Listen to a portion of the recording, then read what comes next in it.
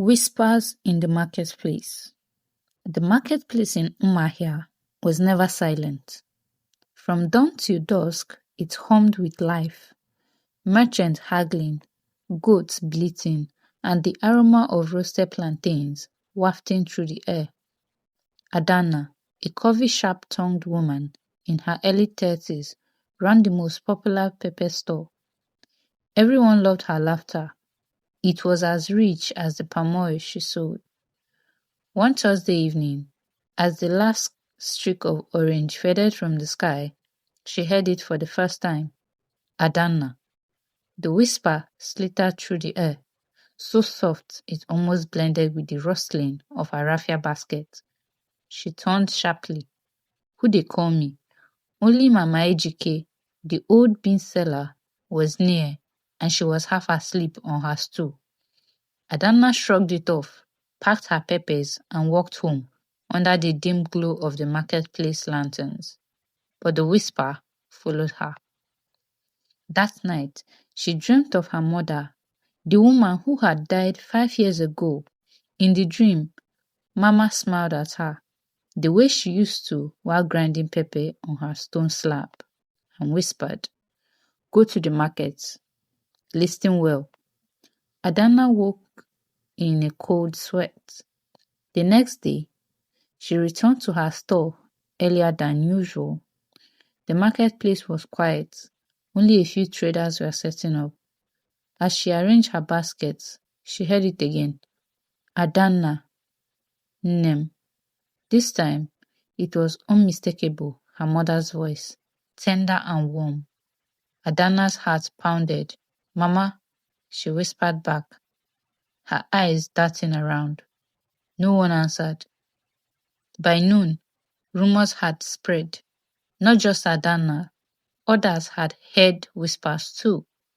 Chuka the butcher swore he heard his late father calling his name while sharpening his knife. Mama Ejike claimed she had heard her long-dead husband laughing by her bean sacks. Even the children selling sachet water reported faint voices singing old folk songs under the mango tree. The market was changing. Each evening, the whispers grew louder. Some traders became frightened and stayed home. But for Adana, curiosity overcame fear. On the third night, she stayed behind after everyone left. As the moon rose high, the voices returned, dozens of them. Adana, you are stronger than you think. Chuka, do not waste what is left in your hands. Ejike, dance one more time. The air shimmered, as if the marketplace itself was alive. Adana knelt on the ground, trembling. Why are you here? From the shadows came a sound, not quiet wind, not quiet words, yet she understood. We are the echoes of your blood, forgotten songs, unfinished stories. You trade, you live, but you do not remember us. Tears welled in her eyes. Her mother's voice rose above the others. You are not alone, my daughter.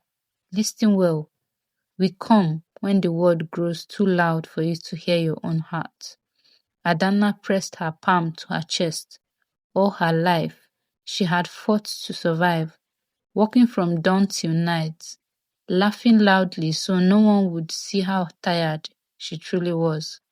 And here in the marketplace, in the quiet that only ghosts could wave, she felt seen.